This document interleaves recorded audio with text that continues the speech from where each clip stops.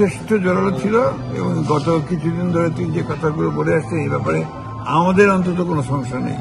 আমরা যারা রাজনৈতিক দলগুলো আছি আমাদের কোনো রকমের সংশয় নেই। উই আর কনভিন্স আপনার ফেব্রুয়ারিতে নির্বাচন হবে। আমরা উপলব্ধি করছিলাম যে আওয়ামী লীগ যে অবস্থায় দেশকে নিয়ে গিয়েছিল সেই অবস্থায় একটা মৌলিক পরিবর্তন ছাড়া একদিকে আপনার রাষ্ট্রের কাঠামোর পরিবর্তন, অন্যদিকে অর্থনৈতিক পরিবর্তন ছাড়া এই রাষ্ট্রকে আবার টেনে দেওয়ার ডিফিকাল্ট হবে। সেই কাজটাই তারা শুরু করেছে। সেটাই তিনি আজকে জাতিসংঘে বিশ্ব সংস্থা আছে সেই সংস্থার সঙ্গে তিনি কথাগুলো তুলে ধরেছেন।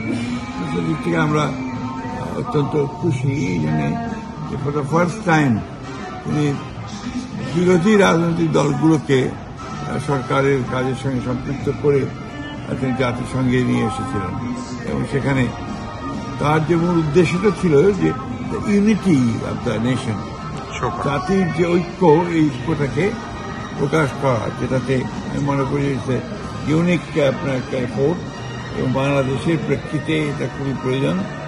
সেটা তিনি উদ্যোগ নিয়েছেন এবং আমরা সেই জন্যই তাকে সর্বাত্মক সহযোগিতা করেছি। আমাদের নেতা তারেক রহমান সাহেব সেই জন্যই এটাকে সমর্থন করেছি। দেশে একটা গণ অভ্যুত্থানের পরে একটা শূন্যতার মধ্যে আমরা রাজনৈতিক দলগুলো এবং ছাত্ররা মিলেই কিন্তু তাদেরকে সে দায়িত্বটা আমরা দিয়েছিলাম এবং এই এক বছরের মধ্যে চেষ্টা করেছেন যে একটা ভয়াবহ অবস্থায় অর্থনীতি ছিল, রাজনীতি ছিল, যে শূন্যতা সৃষ্টি হয়েছিল, সংকট তৈরি হয়েছিল, সেখান থেকে ফিরিয়ে নিয়ে এসে মোটামুটিভাবে অবস্থায় নিয়ে আসার চেষ্টা করে।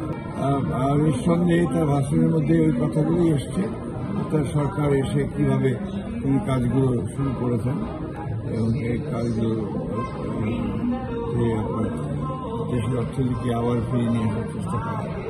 রাজনীতিতে তিনি সংস্কারের ব্যাপারটা যেটা দাবি ছিল, যেটা আমরা বিএনপির পক্ষ থেকে আরেকদিন থেকেই আমরা আপনার প্রস্তাবগুলো দিয়ে এসেছি। জানি যে দেশের জিয়া 2016 সালে তখন তিনি রিসেন্টমেন্ট চেয়েছে বলে কাঠামো পরিবর্তন দরকার, রাজনৈতিক পরিবর্তন দরকার, সেটা বলেছেন।